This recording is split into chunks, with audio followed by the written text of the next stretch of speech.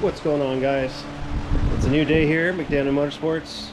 I am Chris, and I am an idiot. Well, I only say that because I've ruined two radiators recently with a mechanical fan of all things, and it's just my fault. That's all there is to it. I rushed through the first one. Fan was too close. It just nicked the fan shroud, and it bent one of the blades enough to actually get into the core and ruin the core. You saw me on the side of the road in a short. That was fun. And also gas leaking, and I'll get to that at some point. That's an important one, but for some reason they happen at the same time. The second time around, I put it all back together. New radiator core, new fan blade, kept the same clutch because the clutch seemed fine.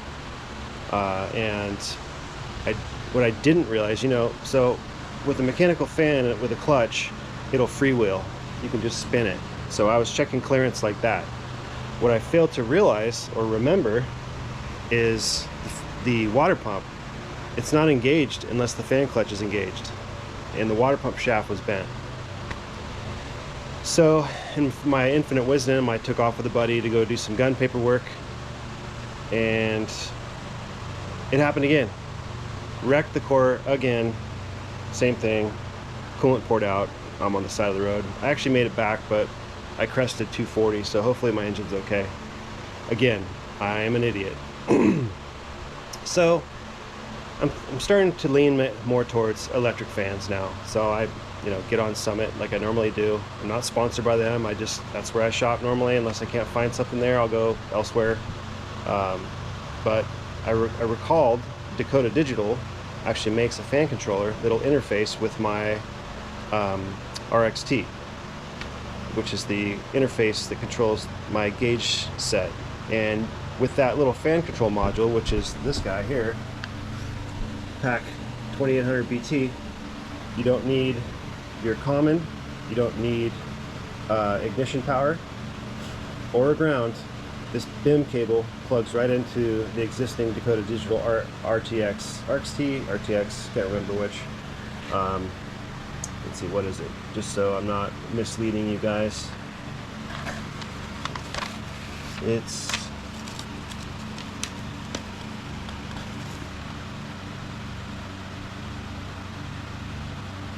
sorry, I want to get this right for you guys. Where's it? Yeah, RTX. So anyway, so I remembered Dakota Digital offered this, and it's a single relay, and to run, so this is kind of how it works. So you basically get an output signal from this guy, a trigger from this guy, based on the coolant temperature that's inputting into the RTX. So they'll share data between the two, RTX and this.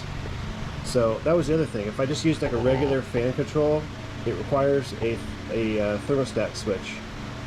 And if that's a simple ground deal, it's normally open. You put it in a water port in your intake manifold, and once it reaches temperature, it's printed on the side of the little thing. It does its thing, it grounds out, and the fans turn on. Well, I didn't have that water port because I have the RTX, not this, but the RTX, which is in the car. That requires a water port to get its temperature for the gauge inside the car. So I'm thinking, man, well, this would be awfully convenient.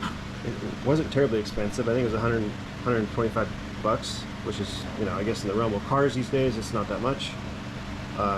So this was the path of least resistance, and I went with it. I really like Dakota Digital stuff. Again, I'm not sponsored. I choose this with the money out of my own pocket, and I believe in this product, so to each his own, right? Okay, so I got the controller, as you can see here. This will connect to the RTX, which leads me to this relay. So this relay is an 80 amp relay, and they say you can run two fans, and you can have an on-demand setup, meaning you have two relays, and there's a fan low here. You can have a low temperature fan, so this will be your first fan to come on. It'd be like a progressive step, and then you can have the other relay being triggered by the fan high. Well, I didn't do that, only because I am just trying to keep things simple. So if this was lesser of a relay, I would probably put 2 relays on there, but I'm not going to, because this one takes a lot, and the fans I got are like 40 amps all in, so I'm not worried about it. And plus I want both fans to come on just at the same time. Just pull that thing down. It's a big block, it's a real spicy big block, and I live in California, which is pretty much the desert, so I want to make sure this car runs cool, which is why I tried a mechanical fan to begin with. So I really wanted to keep this car simple, but you know how that goes. So so here's the thing. So I'm gonna have this little fan controller enable cooling at there's factory default settings, but you can obviously program whatever you want in. You want the fans to come on at 170, have them come on at 170, and then back off at 185 or whatever. So so that's how I'm going to enable the fans. The other thing I'm going to enable the fans with is the trinary switch from my air conditioning. So obviously, when you're running air conditioning, sitting in traffic, there's not a lot of airflow going through the radiator or condenser in this case. So we want those fans to be on whenever the air conditioning's on. So if you've watched these videos for any amount of time, you'll remember that I opted out of the trinary switch. So the difference between what I have in there is a binary switch, which is bi 2, tri 3. So that means you have three reasons. If you have a binary switch, you have 2 reasons to cut that air conditioning off. Trinary switch, or on rather. Trinary switch, you have 3 reasons to cut that thing on or off.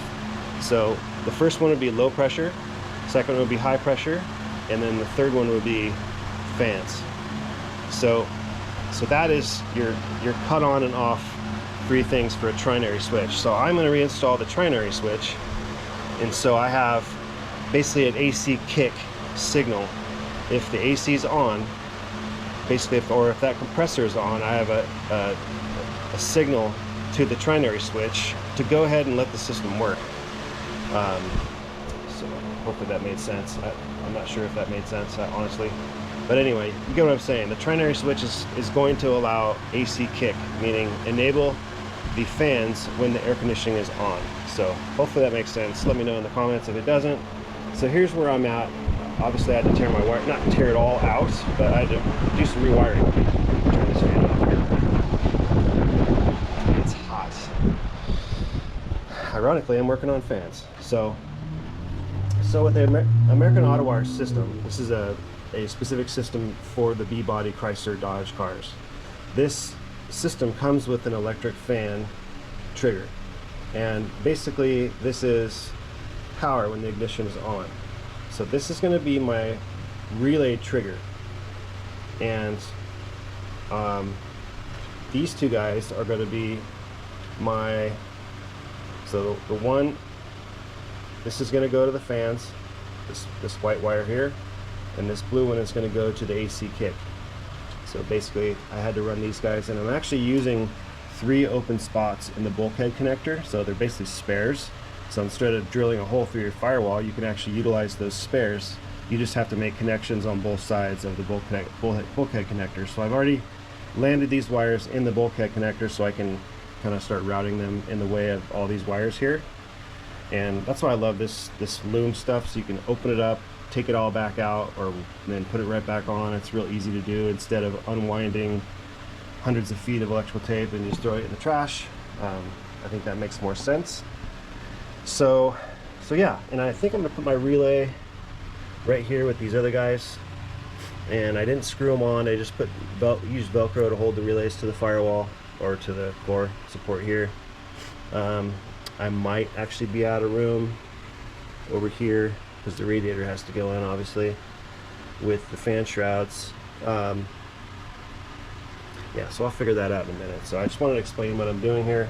So I had to basically run these guys. So now I have to run, obviously I have power already on the inside of the car feeding this guy. And then these guys are running into the inside to the little fan controller, which I will be mounting here soon. So these guys land on the fan controller, and that's pretty much it. You just got to make sure you make your connections on the back side of the bulkhead, otherwise it's not going to work. So I should be getting my electric fan today at some point. My buddy Kenny is my FedEx driver, so he's going to drop those off. He already sent me a picture of it this morning when he's loading his truck. Again, I'm going to use this relay, this 80 amp guy, which is pretty stout. I do have to come up with a fuse for this, just a single input fuse. Actually, no, I don't. I'm already fused.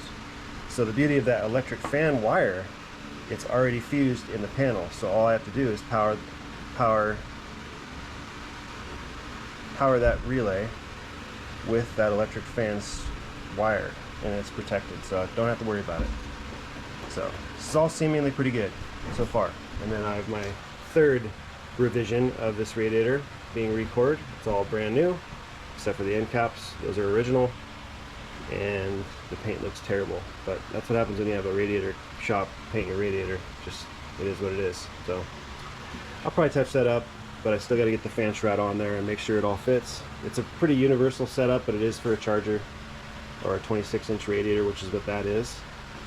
And so but yeah, I'll keep you guys posted as I keep going or make progress.